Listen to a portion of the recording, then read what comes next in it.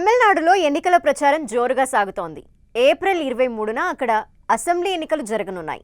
ప్రస్తుతం అధికారంలో ఉన్న డీఎంకే పార్టీతో పాటు బీజేపీ కూటమి, హీరో విజయ్ పార్టీలు పోటాపోటీగా తలపడనున్నాయి. విజయ్ సొంతంగా అన్ని స్థానాల నుంచి అభ్యర్థుల్ని నిలబెట్టి పోటీ చేస్తున్నారు. ఈ క్రమంలో విజయ్ ఓ కుర్రాడికి ఎమ్మెల్యే టికెట్ ఇవ్వడం చర్చగా మారింది.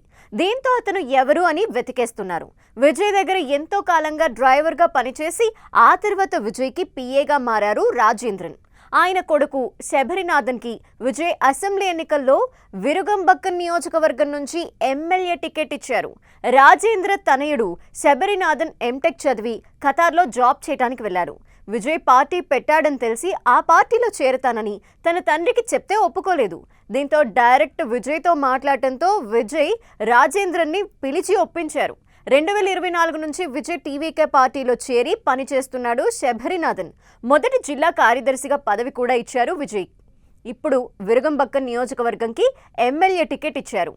ప్రస్తుతం శబరినాథన్ తన నియోజకవర్గంలో ఎన్నికల ప్రచారంలో దూసుకుపోతున్నారు.